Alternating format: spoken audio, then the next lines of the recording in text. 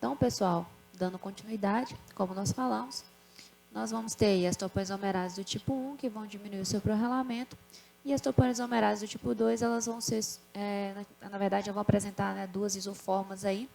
Primeiro, que é a DNA girase, que também vai diminuir o seu prorrelamento, e a topoisomerase 4, que é importante aí porque ela separa as moléculas filhas de DNA interligadas, que são aí produtos da replicação do DNA. Então, replicou o DNA, tem duas moléculas de DNA, elas estão entrelaçadas. Quem vai separar essas moléculas de DNA para células filhas, aí, né, para direcionar para cada célula filha, vai ser, quem vai realizar essa separação, vai ser a topoisomerase 4, ok? Então, nós vamos ter aí na topoisomerase do tipo 2, esses dois subtipos aí, que é a DNA girase e a topoisomerase 4, ok? Então, vamos falar agora aí a respeito dos inibidores da topoisomerase. Quem são os inibidores da topoisomerase? Os inibidores da topoisomerase são as fluoroquinolonas, ou também denominadas quinolonas. Essa classe farmacológica, as quinolonas, elas constituem, pessoal, aí uma importante classe de antibióticos bacterianos, uma vez aí que elas vão atuar através da inibição das topoisomerases tipo 2 bacterianas. Então, pessoal, uma das primeiras quinolonas aí de uso clínico foi o ácido nalidícico, tá? O ácido nalidícico que está aqui representado para vocês, na tabela, no quadro, na verdade, 52.2, aqui no slide. Então, a partir do melhoramento do arcabouço básico aí das quinolonas, elas passaram, então, a ser fluoradas. Fluoradas aí, normalmente, né, no radical 6, como vocês podem, né, tentei ampliar aqui para vocês visualizarem. Então, normalmente aqui no radical 6, no lugar aí do hidrogênio, elas receberam, então, o flúor, né? Então, por isso que vem o nome fluoroquinolonas, tá? Então, a partir aí do ácido nalidícico, a gente tem, né, a alteração aí da estrutura básica das quinolonas, através da alteração dos radicais, e nessa alteração de radicais a gente consegue, então, sintetizar, produzir outras quinolonas, né, a partir do arcabouço básico. Dentro aí das quinolonas fluoradas, a gente tem o ciprofloxacino, o ofloxacino, o levofloxacino, que são aí bem famosos, né? Eu acredito que você já deve em algum momento ter utilizado ou ter escutado, né, esse nome de antibiótico. Então, as quinolonas e outras, né, fluoradas aí, as fluoroquinolonas, elas são identificadas pelos seus nomes genéricos, que normalmente terminam aí com floxacino, como está apresentando aqui na tabela para vocês, no quadro, na verdade, 52.2. As fluoroquinolonas, pessoal, elas têm sido, então, aí amplamente empregadas, utilizadas no tratamento de infecções aí urogenitais, respiratórias, além disso, né, gastrointestinais comuns aí causados por micro-organismos gram-negativos, incluindo o E. coli, Klebsiella pneumoniae, Campylobacter, Pseudomonas aeruginosa, Neisseria gonorreae, por isso que a gente coloca, né, aqui dentro dos usos clínicos, né, são utilizados aí contra DST por conta da Neisseria gonorreae, Enterobacter, Salmonella e espécies de Shigella também. Então, pessoal, em relação ao mecanismo de ação, como nós falamos, né, as quinolonas são inibidores aí da topoisomerase. Só para a título, né, de apontar mesmo para vocês, né, um ponto que é relevante, interessante. Então, quando as quinolonas elas estão presentes aí no organismo, né, em baixas concentrações, eles viram, né, que elas são capazes de inibir reversivelmente a ação, né, a ação das topoisomerases do tipo 2. E, portanto, eles verificaram que a ação dessa forma das quinolonas seriam aí bacteriostáticas.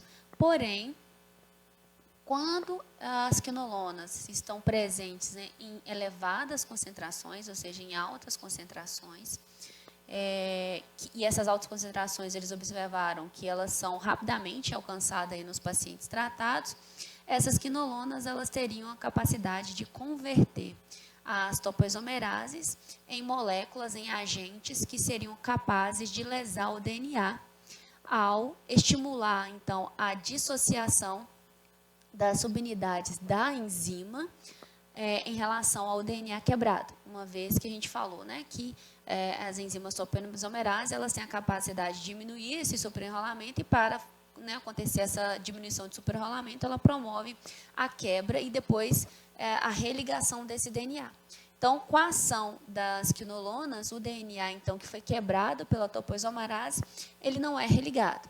E, com isso, a topoisomerase se dissociaria, né, do DNA e atuaria, né, como um agente capaz de lesar.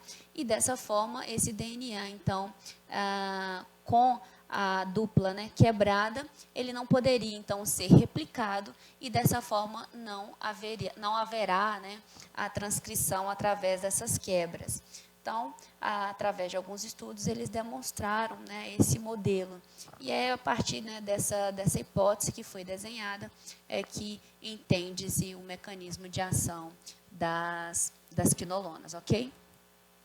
Então, para finalizar, uma vez aí que ocorre, né, essa dissociação da topoisomerase do DNA e como resposta, né, dessa dissociação da topoisomerase do DNA que foi provocada aí pelas quinolonas, a resposta que nós temos aí é a morte celular bacteriana por conta, né, dessa quebra da dupla fita, que a gente sabe, né, o DNA ele é essencial aí para todos os seres, inclusive aí para os micro-organismos, como as bactérias. Então, bactéria com o DNA lesado, ela entra em um processo de morte. Então, dessa forma, entende-se que em doses terapêuticas, as quinolonas elas são consideradas aí antibióticos bactericidas. As fluoroquinolonas, pessoal, elas podem ser classificadas em gerações, com base aí nos seus alvos microbianos. Então, a quinolona aí não fluorada, né, o ácido nalidícico, ela é considerada aí de uma quinolona de primeira geração. E ela apresenta um espectro mais estreito de micro-organismos susceptíveis.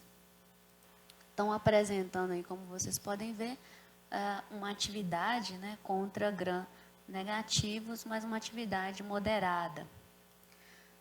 Já o ciprofloxacino e o norfloxacino, eles são fármacos aí que vão pertencer à segunda geração. Isso devido aí à sua atividade contra micro-organismos gram-negativos, aeróbicos e também bactérias atípicas.